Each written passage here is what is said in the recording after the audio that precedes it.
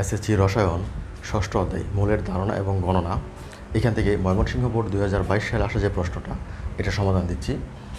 আমরা দেখছি এখানে ক্যালসিয়াম কার্বনেট প্লাস হচ্ছে HCl, এই দুটার মধ্যে বিক্রিয়া ঘটানো হয়েছে এবং এর ফলে যেটা উৎপন্ন হবে সেটা দেখো, আমরা জানি এখানে ক্যালসিয়াম প্লাস, এটা ক্লোরিন মাইনাস, এবং এটা কার্বনেট ঋণাত্মক যৌগমূলক, হাইড্রোজেন হচ্ছে পজিটিভ। নর্মালি এই মাইনাসটাই প্লাসের সাথে বিক্রিয়া করবে, তাহলে এই প্লাসটাই মাইনাসের সাথে বিক্রিয়া করবে। যদি মাইনাসের সাথে বিক্রিয়া করে তাহলে এখান থেকে হচ্ছে ক্যালসিয়াম ক্লোরাইড, এবং ক্যালসিয়ামের যোজনী 2 হয়, এখানে 2 লিখতে হবে। এবং কার্বনেট যেহেতু, এবং এইখান থেকে CO2 গ্যাস বের হবে, এবং H এবং O এর উপস্থিতি থাকায় এখান থেকে পানি উৎপন্ন হবে।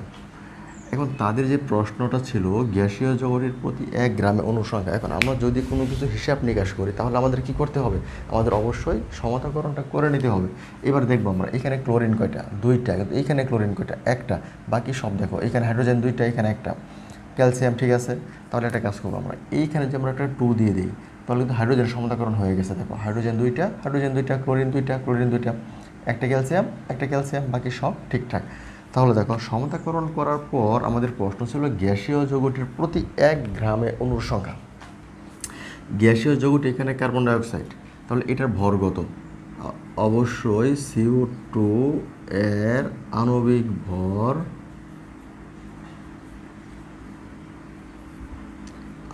ভর যেহেতু কার্বনের 12 প্লাস অক্সিজেনের 16 × 2, তাহলে আমরা পাইলাম 44 গ্রাম।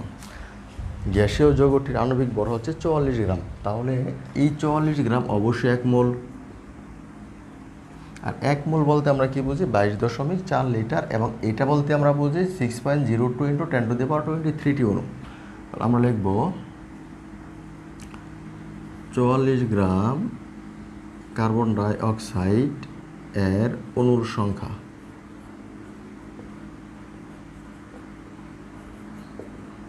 (6.023 × 10⁻23t).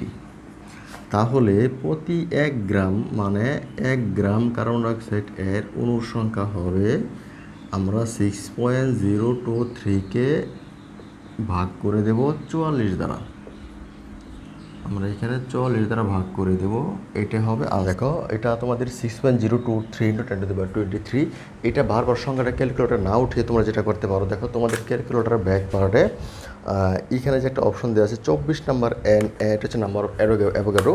তোমরা যেটা করবা, কনস্ট্যান্ট ক্যালকুলেটর এখান থেকে কনস্ট্যান্টে চাপ দিয়ে 24 লিখে দেবা, তাহলে কিন্তু এই মানটা চলে আসবে। এবং এটাকে তোমরা ভাগ করে দিবা কি দ্বারা? 44 দ্বারা।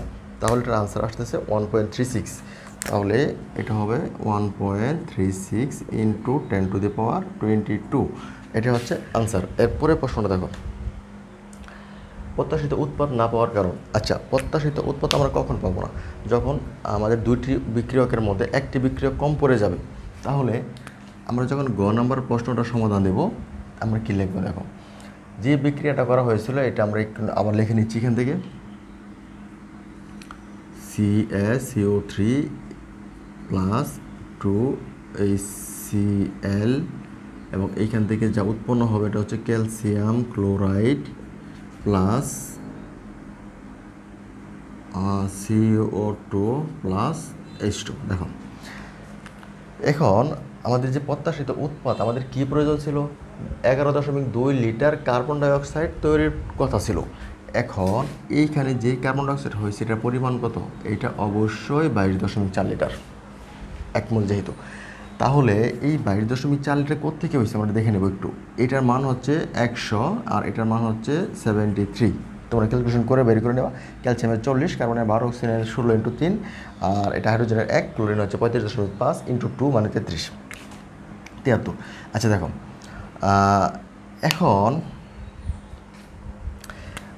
এইটা থেকে এটা উৎপন্ন হচ্ছে নাকি এইটা থেকে এটা উৎপন্ন হচ্ছে, এইটা বের করার জন্য তোমাদের লিমিটিং বিক্রিয়কটা বের করতে হবে।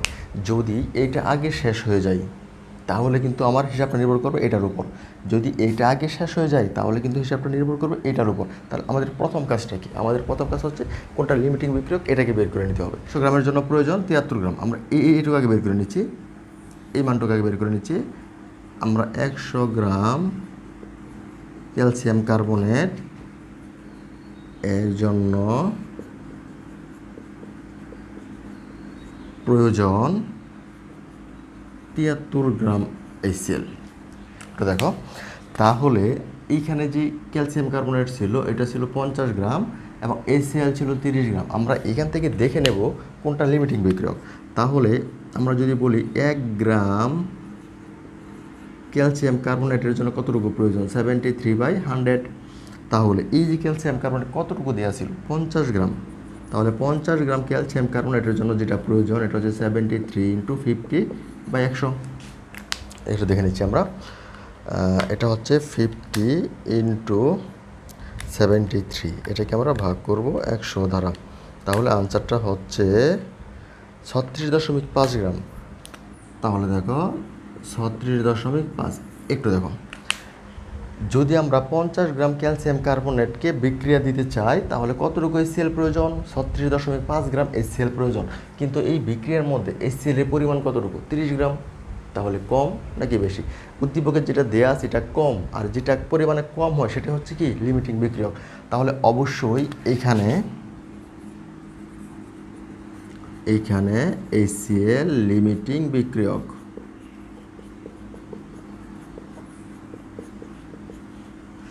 যেহেতু HCl লিমিটিং বিক্রিয়ক, তাহলে উৎপাদ নির্ভর করবে লিমিটিং বিক্রিয়কের উপর, মানে HCl এর উপর। তাহলে আমরা হিসাবটা HCl দ্বারা কমপ্লিট করব, এটা নয়। ওকে, এবার দেখো, তাহলে দেখো 73 গ্রাম থেকে যদি 22.4 লিটার হয় তাহলে 1 গ্রাম থেকে কতটুকু হবে এবং 30 গ্রাম থেকে কতটুকু হবে, এটা হচ্ছে একটা সিস্টেম। তোমরা যদি বলো যে আমরা এইভাবে করবো না, আমরা এই মানটা ব্যবহার করে করবো, এটাও করতে পারো। আমি তোমাদের সুবিধার জন্য দুটো নিয়মে করে দিচ্ছি। প্রাথমিকভাবে আমি এটি করব।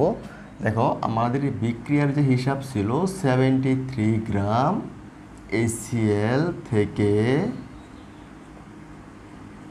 উৎপন্ন হয় কতটুকু, 22.4 লিটার। 22.4 লিটার। তাহলে আমরা যদি 1 গ্রাম HCl নিতাম তাহলে উৎপন্ন হতো 22.4/73। এবার এই বিক্রিয়ার জন্য কতটুকু HCl ব্যবহার করতে দিছিল, এটা হচ্ছে 30 গ্রাম HCl ব্যবহার করতে দিছিল। আমি তো এর বেশি ব্যবহার করতে পারবো না, যেহেতু 30 গ্রাম বিক্রিয়কে দিয়ে দিছে। তাহলে 30 গ্রাম HCl থেকে যে পরিমাণ উৎপন্ন হবে এটাই আমরা এখন বের করব, 22.4 × 30/73। আমরা ওটা করে নিচ্ছি ক্যালকুলেশনটা। 22.4 এটাকে আমরা ইন্টু করব 30 এবং এটাকে আমরা ভাগ করব 73 দ্বারা। তাহলে দেখো আমরা 9.2 পাচ্ছি। তাহলে আমাদের যে পরিমাণটা এটা হচ্ছে 9.2 লিটার। এবার দেখো, এই প্রশ্নে বলা ছিল 11.2 লিটার কার্বন ডাইঅক্সাইড তৈরি করতে হবে, কিন্তু আমাদের যে পরিমাণ HCl আছে সেটা দ্বারা কিন্তু আমরা 9.2 লিটার তৈরি করতে পারি, এর বেশি তৈরি করতে পারি না। এখন বিকল্প নিয়মটা দেখাই দিচ্ছি তোমাদেরকে। যদি তোমরা বলতে চাও স্যার আমরা এটা দ্বারা করব, তাহলে তোমরা লিখে নিবা যে 22.4 লিটার উৎপন্ন করতে HCl প্রয়োজন কতটুকু, 73 গ্রাম। উল্টাভাবে লিখতে পারো, কোনো সমস্যা নেই। তাহলে এইভাবে লিখতে পারো, এটা বিকল্প নিয়ম, তোমরা যে কোনো একটা ব্যবহার করবা। 22.4 লিটার কার্বন ডাইঅক্সাইড এর জন্য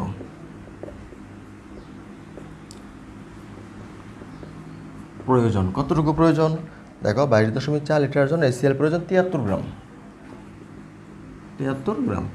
অতএব 1 লিটারের জন্য কতটুকু প্রয়োজন, 73/22.4।